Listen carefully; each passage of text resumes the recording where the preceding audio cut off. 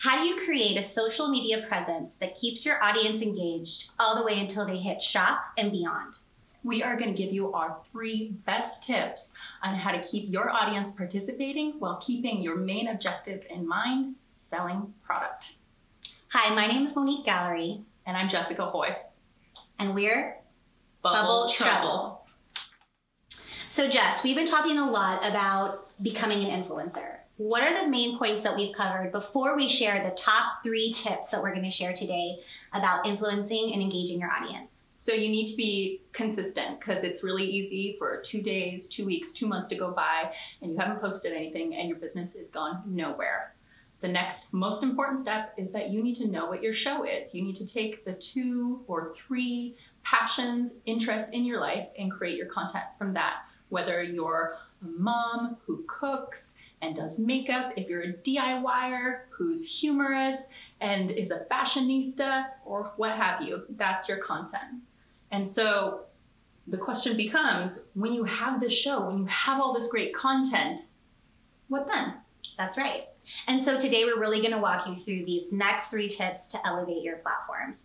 The first is to make sure that all your accounts have a link strategy.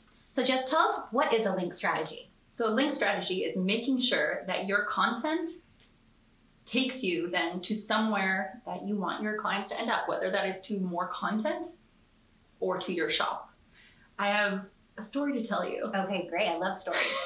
So I'm constantly searching hashtag Tori Belle Cosmetics and Tori Belle. I want to see what our affiliates are doing, who is killing it at social media. And there was this woman and she is on TikTok and she has all this amazing content and I was in love. I watched every one of her videos and I was ready for more. So I went up to her bio and I clicked the link that was going to take me to her Instagram. And it took me to an Instagram that had not been updated since last year. And my heart just broke because that was, in essence, a lost sale, a lost customer. Right. So number 1 important is that your links take you to active pages, because if your clients get lost, they're probably not going to put the effort in to finding you again. That's a great point, Jess. And now to further clarify, when we're talking about links, what are we linking to? So this is really important. We want to see you as influencers having multiple links to multiple platforms. So many of you love Facebook, which is a great start. However, there are other places that you can link to. And in essence, the more links that you have, the more you will increase your SEO. Now, SEO is search engine optimization. And so the algorithms in Facebook and on the web read these links. And the more that you're linked, you are clicked on and engaged with, this will increase your SEO. You'll show up higher on pages, you'll show up more in people's feeds, and that's really what we're encouraging you to do with this link strategy. So Jess, is there anything else around the link strategy that we want to share today? Absolutely. You want to make sure that it's always bite-sized. When we say we want a bunch of links out there, we don't want a huge list. Okay. You want to have intention and direction. So say we're starting on Instagram and somebody is loving your content and they want to see more. That link in your bio should take them to a blog with more content. It should take them to your Facebook group page so that they can engage in your community. Right. Take you to your YouTube where there's even more content, or to your shop. And if you have a link that takes you to YouTube, then YouTube should take you to another place. So somebody can always be moving around. And you definitely can have more than one link in a particular platform, but I'm just saying you shouldn't have 8. Right. And really, it shouldn't always be your shop link, because that will really diminish your authentic self. Yes, you want to have your shop link. However, you also want to have links to tutorials, to the opportunity pages that you have. People really want to see your authentic self.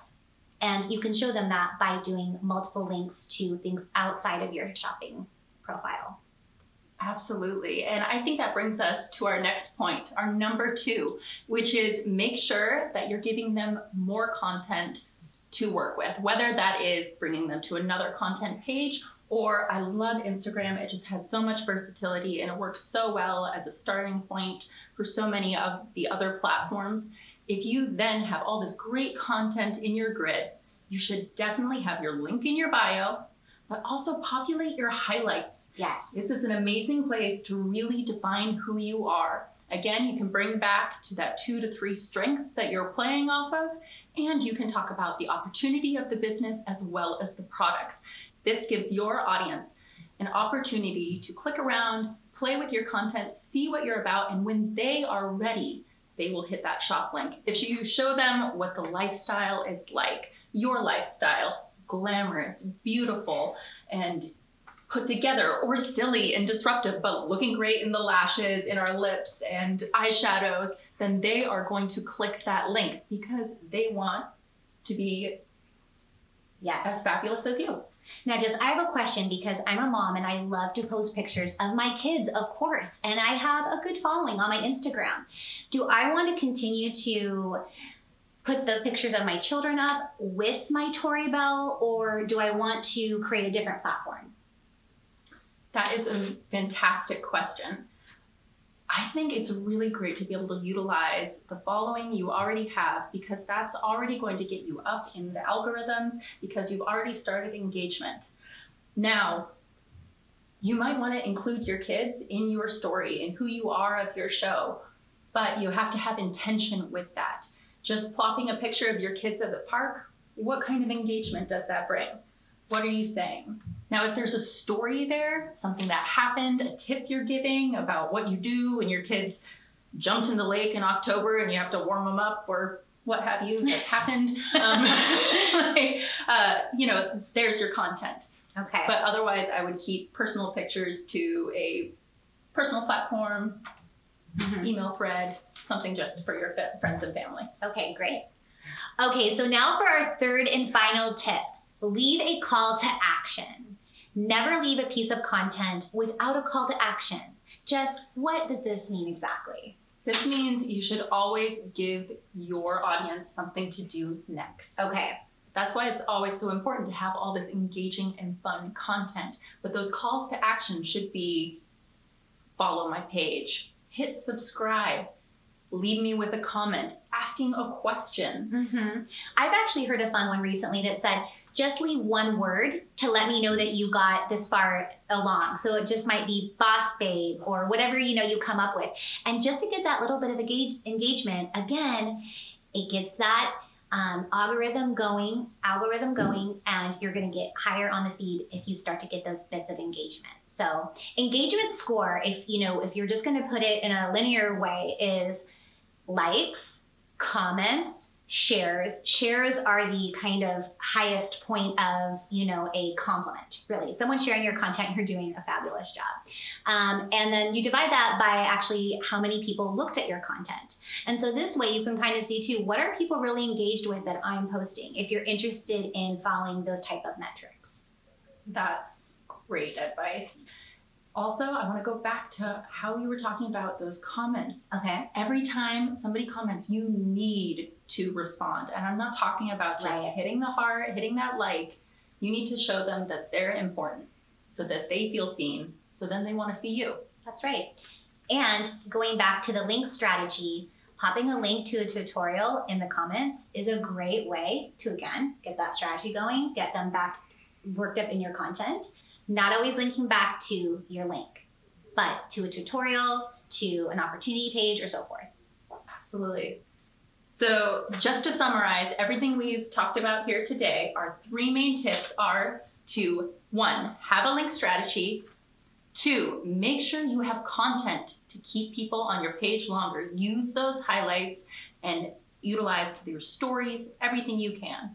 And then number 3, make sure you have a call to action that promotes engagement. That's right, Jess. As you know, we are not live this week, but please leave your comments and your questions below, and Jess and I will read each and every one of them and respond to you.